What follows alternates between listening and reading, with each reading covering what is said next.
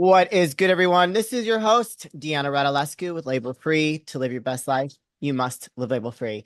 As always, coming back with incredible guests. So sit back, relax, and tune in. My next guest is an author. She is a best-selling author, speaker, healer whose work has helped millions understand the deeper emotional and energetic causes of chronic illness. And she is joining us from around the world. Please welcome Inna Segal. Inna, welcome to the show. Thank you so much. So lovely to be with you. I'm excited for this. Like your focus, I think, is very much needed in today's world where everything is so convoluted around healing and what causes chronic illness and all these different things. So your book, The Secret Language of Your Body, has sold over 1 million copies and now is used by practitioners around the world. So before we get into the book, can you tell us a little bit about the inspiration on your journey to get to where you are?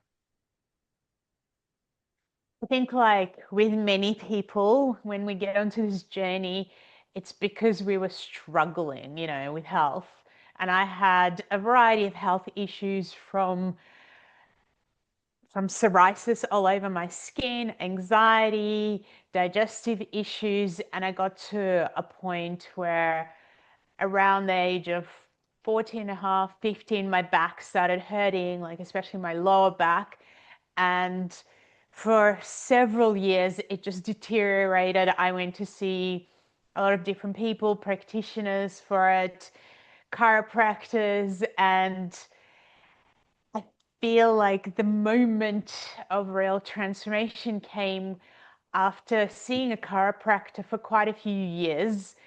And well, several, I should say, but this particular one was actually about over a year. I was seeing him and 3 times a week. And I got to his office one day in agony. My back was twisted, it was inflamed, and he heard about it. He came out of the office and he was aware that I was going round and round in circles in terms of my own journey. And I wasn't really taking any responsibility because I didn't actually think that I needed to. I Yeah, thought, you show up at the right. professional's office and they fix you. So that's how I was doing it. And after a little while, he came out of his office and he just said to me, "Your back is stuck." And I said Yeah. to him, "Yeah, I know. I know that part." And he looked at me for a while and he went, "Your body wants to be stuck. There's nothing I can do for you. Go home." And so I was really angry. I was Yeah. enraged. Rightfully so. But but I really felt like, he kind of he took a chance on saying something like that to me, but I essentially did need to hear that because on the way home it occurred to me that I had been, I was 21 at the time. I'd been going on this journey for a while, and I've had, at that point in particular, I was dealing with a pretty intense trauma. I got pregnant when I was 19 and I ended up having a child, but right, at full term, he died. And Oh my gosh. I didn't actually know that this happened, in Australia at the time, which is where I live. I had no idea, especially, when I was this young. Yeah. And this kind of connected not just into my own trauma, but into the trauma of my family Yeah. because my grandmother was one of 8 children and her mum was actually clairvoyant. So this is going back to 19, you know, Sure. 40s. And her mum said to her, "Look, I've seen it, and you're the only one who's going to survive out of all the children and me and your father," which is what happened. But essentially, my grandmother had to go through enormous amount of loss and losing her whole family and kind of surviving the war on her own when she was 13 years old. And she never processed this trauma. Yeah. And trauma has a way of Generational. being generational. Yeah, Yeah. right. Right. And so I think I was just frozen in the trauma, both what happened with my family and then what happened to me. And when I went home on that particular day, I really decided this is it. I'm going to heal myself. I didn't know how to do it, Yeah. but I thought step one is that I actually am taking responsibility and I want to. And then I realized that I was constantly holding my breath because I didn't want to feel the pain. So I placed my hands on my back just to give my body support and create a connection. And then I started breathing with the pain, which was very difficult, very painful. But as I was doing it, and I was also counting backwards from 30 because my mind was going into a little spin out of what do you think who do you think you are? No one's helped you. How can you help yourself? And so as I was doing that, it occurred to me that maybe I can't and I needed higher help. And again, I was very skeptical. I was disillusioned a little bit because I had felt like in one way that I had this child and I thought everything was going to be okay. And I was so young. And then it was almost like, how can I trust something divine fully if this happened? Yeah, right. Even though I also had an experience during it. Um, and so, anyway, I asked and I felt this warmth just flooding my body. And I thought to myself, okay, something's happening. And then a thought occurred to me, which I don't even know where it came from. And the thought was, I wonder what my back looks like. I mean, what does it look Yeah. like? And it was as if a light switch went on and I could literally see my back. Interesting. I definitely got a fright. Y- But then I started asking, why do I have this? Yeah. But not from a victim perspective. I literally genuinely wanted to know. And I started getting these visual memories coming or images coming to me. And some of it was to do with my grandparents and the trauma that they've been through coming into my own trauma. Some of it was connected to the fact that I came from Eastern Europe and came to Australia without a word of English. And I was bullied for Mm. it. And so I really connected to the fact that my skin, broke out around that time because I just wasn't feeling okay in my own skin. I Mm. didn't feel okay to be myself for the first time in my life. And I was about 10 at the time. And then I went to my parents really, wanted me to have the best education they could. And so in high school here, they ended up getting me to go to a private school, very expensive one, but they couldn't afford it and they were given, subsidy.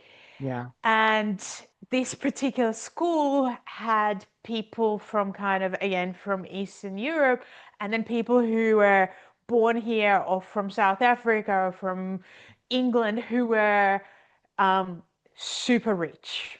Oh, And I never geez. met those types of people. And Yeah. so I got to experience a very different type of bullying there from not just being able to speak English. It was like, being looked down on, being Oh, treated yeah. like, Less I was than. a slave or something to them.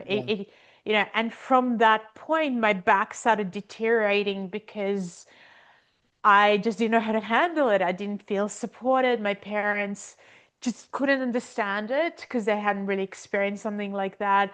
They were dealing with their own conflicts and challenges. And obviously, back is all about support. That's what it Yeah. does. And and then different issues that happen. And people often say, when we want to work on healing, let's get to the root cause. I don't believe there is a root cause. I believe that there is a foundation that was created and then layers Layers. Yeah. that layers and layers on top Yeah. of it. And, so as I was becoming aware of all this and I was feeling through it and crying and kind of letting go of the tension and the wind and, like I was wound up. Yeah. as I was letting go, I just fell asleep. And the next day when I woke up, 70% of the pain was gone. And I thought to myself, oh my God, as skeptical as I am and doubtful, something has happened.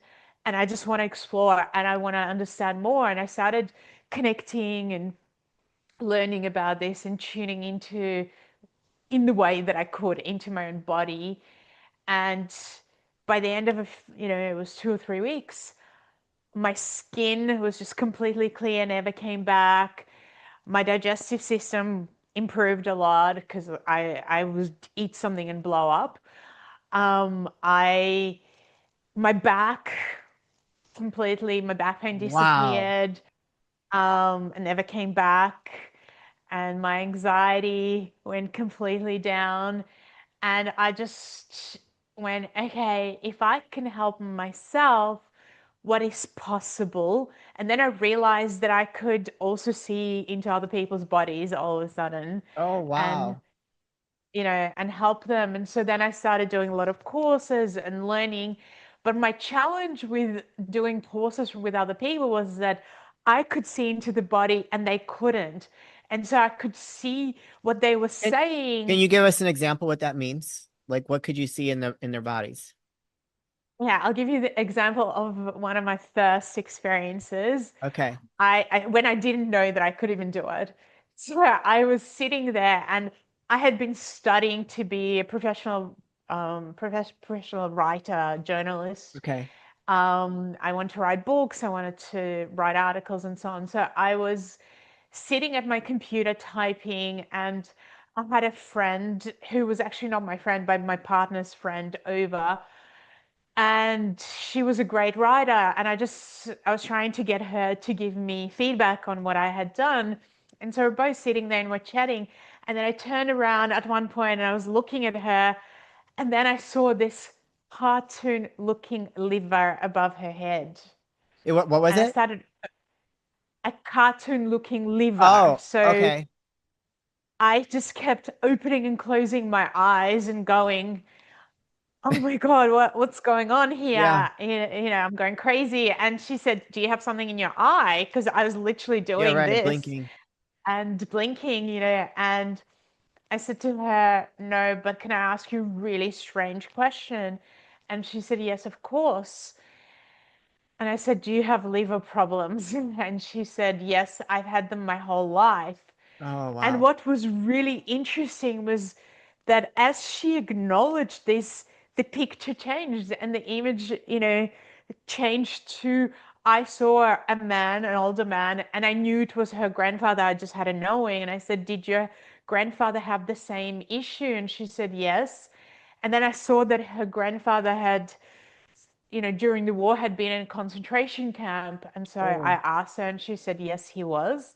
And I said, do you get nightmares? And she said, yeah, I do. And then I said to her something that I was like, oh my God, I don't know what I'm talking about because I literally didn't at that yeah. point. I said to her, I feel like the physical issues you have, and I didn't even know she had any at the time. I said to her, I feel like it's in your DNA. And 2 years later, she had tests done, and that's what she was told. But then I told her all this stuff about her family that she didn't know. And she said, can I call my mom? She was 25 at the time. And I said, sure. So she called her mom and she came back and she said to me, I have learned more about myself and my past in the last 30 minutes than I've known in my 25 years of being alive. And I don't Wow. know who was more shocked at the time, her or me. I think it was Sure. me actually.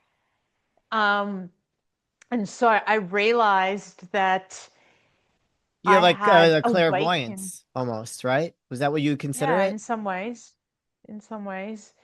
I awakened this capacity to really understand what was going on with the person. Later on, it changed. So I didn't see cartoon looking, body parts, but I would just connect to the soul of the person, so to speak.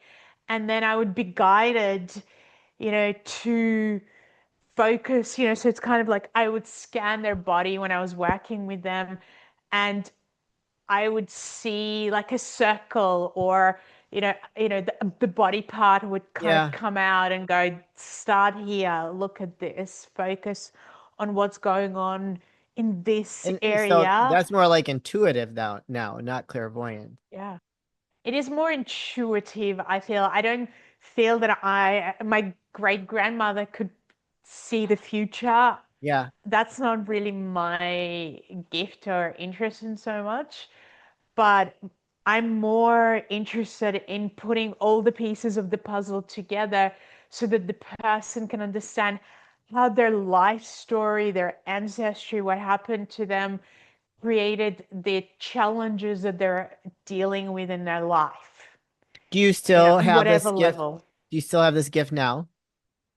Absolutely. Yeah. Absolutely. And, sometimes it's interesting because I've had a family member who's been not well, and this is actually my partner's family member. And I am not the biggest fan of tuning into people who are part of the family because Yeah. you get emotional and and I feel like the more objective you are, the clearer, and I'm very accurate from experience. Sure. Um, but when it comes to family, I'm a bit like, Yeah, is that that would be something really I want to tricky. see or don't want to see? Yeah, Yeah. right. It is very tricky, as you've said. And this particular person went through a treatment that I was very against because I have seen, this types of treatments destroy kind of your internal body, your destroy the subtle body. So I often see things that are not in necessarily fully in the physical body yet, but I'm seeing it in your subtle body, that and it's going to eventually if you Yeah. do nothing, it's going to show up physically because it is so much easier to deal with something before it becomes a huge physical issue. And I, obviously made a big deal about saying this, that I disagree with this treatment because it fries Yeah. the subtle body. And this person still went ahead and did it, and and I would see things, but medically, in that in the weeks that I was seeing, I was like, this is not going to end well. Like this is Oh, potentially going to, like, this person's not going to survive after yeah. this treatment. And on the physical level, when this person was getting kind of tests done, it looked really good Yeah. after the treatment. Yet I kept seeing, I'm like, Yeah. for me, I'm not seeing that that long term this is going to be positive. And so within 2 months, like now this person is dying, and it probably has a week or two left to Oh live, my gosh, that's awful.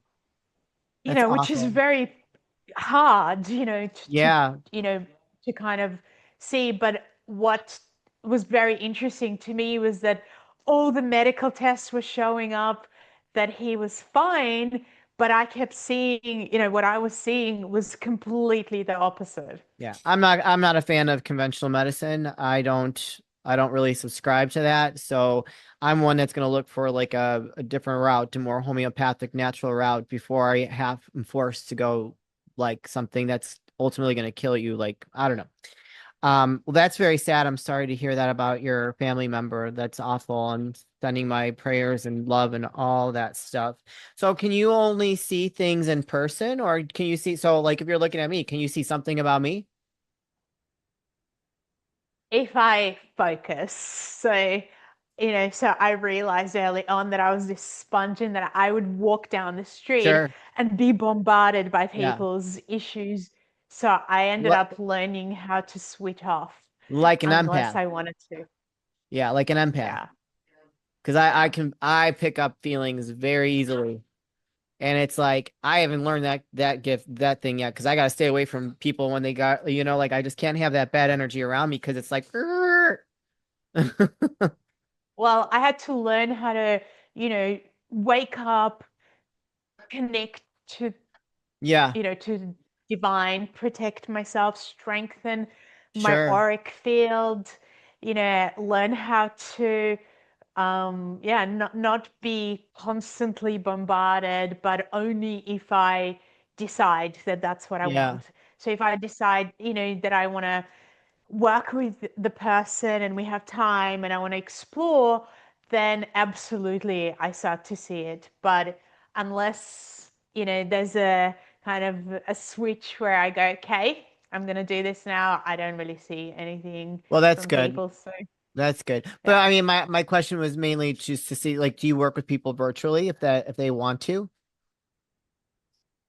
I don't do a lot of one-on-one Oh, sessions now. I teach more. oh, okay. So, and I do teach virtually most of the time now because I just found it to be such a profound experience where I was very against it before COVID hit, and then COVID hit, and I went, oh my God, what am I going to do? And I've heard you talk about narcissists and so on, and I actually ended up separating from my narcissistic ex-husband at the time, and I really needed to be doing something, with Yeah, my energy and attention so that I wouldn't go insane. And I um I connected with somebody and she said, why don't we start doing some master classes and see how they go? And so I did, and I realized that the most amazing thing, especially if somebody's going through trauma, they don't want to be around other people. They don't necessarily want to be in a room full of traumatized people who yeah, are potentially making noises, screaming, and so on. And so, crying, breaking down, they want to be in their own safe space, yeah, you know. And what I found was that as I was teaching people and doing processes and helping them, they they would be so much more present and safer in their own environment, but then they also had a video to go back to, and so that yeah. they could continue learning, they could continue doing the process. Whereas if they were in the live environment, which I still enjoy and love doing, but they only had that one chance, that one experience essentially of being guided, and after that they'd have to do it themselves. And most people, unless they've been trained, need guidance. They need, especially when it's traumatic, So they cannot be guiding you're themselves. teaching people and guiding them through how to deal with their trauma and heal that without like tuning into what's happening inside them. Is that what I'm understanding? Well, I'm getting them to tune in. Oh, okay. Rather than me doing it. I'm getting, so to be honest, it's a kind of combined process. So when Sure. it is a live experience, I am still tuning into whoever's there. I'm still sensing. Sure. But, and so I actually do often say words, or I will adjust something in the process if it is kind of, let's call it a more archetypal process. Sure. So I will guide people because I've been doing this for 25 years. I, I know what I'm doing essentially. You don't look old And enough to be so, doing it for that long. So just so you know. But so you're basically you're empowering them to learn how to heal themselves. yeah, yeah. And so, and with trauma, we might do it in a different way. For if a person is in full on anxiety and overwhelm, we have to bring the nervous system into a calm state to even be able to start to, you know, meet some of the experiences. So, for instance, as you would probably know, if somebody's had a traumatic experience with a narcissist, it's their nervous system is going to be either frozen or Oh yeah. in massive stage of anxiety, or both. Usually it's both. And you cannot just guide somebody back into an experience, any experience early on, until their nervous system becomes calm, until they have some space, until their mind is separated from that narcissist, for instance, as an example. So when we, come back to an experience, what I like to do is actually work with an archetypal part of themselves as opposed to going direct into any trauma. But first, making sure that, we work with pressure points and meridians to Yeah. calm the body and color. You can see I have a lot of Yeah, I color in know. my It's background. giving them the Um, tools so they can do that. Exactly, Yeah. so that there's a calmness, and then we gently, I really believe in gentle healing and not forcing anything, not pushing anything, not bringing things up that people are not ready to look at. And so we might go, okay, let's work with the archetype of yourself. So what is an archetype? Comes from the Jungian psychology, where every experience that you've had becomes part of your psyche. And rather than working directly on an emotion, so one of the things that I've discovered is that we generalize everything, right? Oh And yeah, so for we'll sure. generalize emotions and we'll say, okay, what, so I'll say, what do you feel? And you'll say anger. But anger in your throat and anger in your heart and anger in your stomach is not the same, No, I would agree with you because I like things right? show up differently in different areas. Yeah, absolutely. And it's really difficult to work on an emotion and know where it starts, where it ends, what it's really about Hmm. without structure. Yeah. And this is because I can see into the body. I had, over the years, I would see people ripping their emotional body, like literally ripping it apart or creating holes in it or freezing it because they didn't actually know how to work with emotions in a safe, proper way. Hmm. And they didn't know, where does it start? Where does it end? Where's the middle? How do I Yeah. know if I'm really working on the right emotion in the right way? You know, how do I know? And most people don't. And so I started looking at it from the perspective of a structure. We need a structure so that we can know. And the way that I found the structure was through archetype, because we've all gone through childhood. We all know what it's like Hmm. to, not grow in some ways because we've been bullied or we've Right. been neglected in some way, or, unsupported. Most people have, even if they think they've had an amazing childhood, there are parts of their childhood and their childhood development that have become stuck and stunted. Yeah. And when we work with an archetype, we can actually go, okay, which part of you was at what age? What was Sure. the experience? What was the feeling? And what was your point of view? In essentially, the biggest thing is that there is a perspective, a point of view that somebody took on that is still hurting them, that Yeah. is operating within them from that old traumatic perspective. And we need to change that. But we need to look at everything from thinking, feeling, action, behavior. And the archetype shows that to us without us having to go, what's the memory? Yeah. Because directly the archetype will give you variety of memories. It will say, okay, it will show you by you kind of connecting to it. It'll show you, is it bending down? Is it, kind of standing really straight? Is it strong and healthy?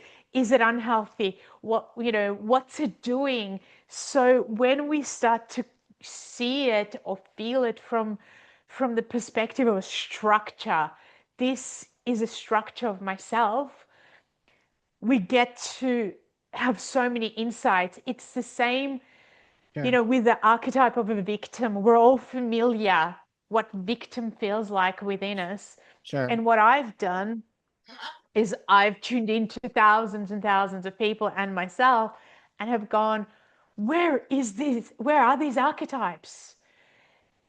How can we recognize them? How can we recognize their voice when it shows up Sure. so that we can start to separate our whole self? Because if we generalize, we say, okay, I'm anxious. And it's like, well, is it you who's anxious or is it a part of you who's Right. anxious? I love that question, but we're getting like we're way past time now. So I kind of want to like highlight the book, The Secret Language of Your Body. I love this. We could have like a part two, three, and four, because I feel like there's so much to unpack there and really kind of help people guide them to show them that they have options, especially working with someone like you. But talk, like who is the book good for? Is it to help them break down something of what you talked about here?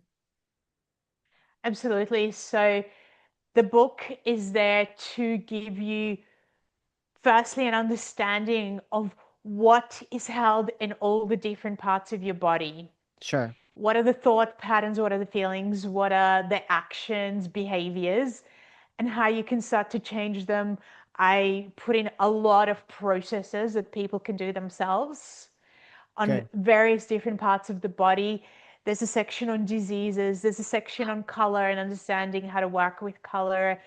There's a section on starting to understand emotions so we can begin with just recognizing them and then eventually go into a structured approach of archetypes and also the systems of the body and what they're literally asking you to learn and Mm. discover from them. So anybody who's open-minded can use the book to connect to their body and to start to understand what's really going on. And it's step one. And then if people want to go a little further and actually have me guide them, I have free masterclasses on my Okay. website, which is innasegal.com.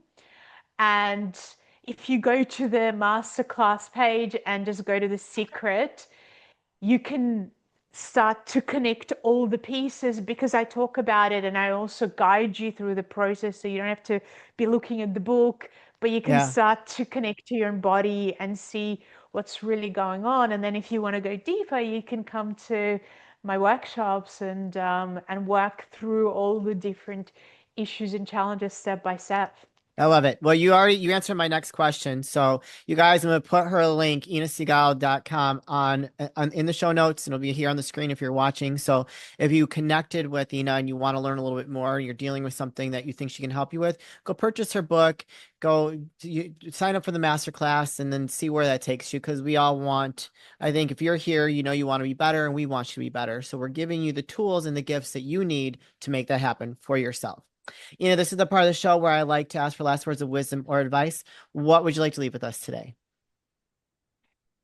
I want people to know that you are amazing and very complex at the same time. But in that layered complexity, you're kind of like, you know, puzzle. And in order to heal and transform, we need to bring all the pieces of the puzzle Yeah. together. But the puzzle is not just about pain release, and feeling physically better. It's about growing, it's about knowing yourself, it's about becoming the version of yourself that you really, really would love to be. And Mm. there are many people who can guide you towards it if you're willing to take the step, but you've got to take the step first. Amen to that. Take that step. Thank you so much for joining us today. I know that it's like the following day for you, and it's a little bit earlier in the day for you as well. So I love what you've shared. Thank you for sharing your gifts with the world to help them get better. You were you're very lucky and blessed to have that. And I think you are like a form of an angel that God, for me, I look at it as God has put you here to help people and guide them and see things that a lot of us are so blind to see because we are just so shut off from those parts of us. So thank you so much for sharing your gifts, your Thank book, your you. resources, and all of that. And we really appreciate you. Thank you, Deanna. You're welcome. You guys, this is your host, Deanna Radulescu with Label Free. To live your best life, you must live label free.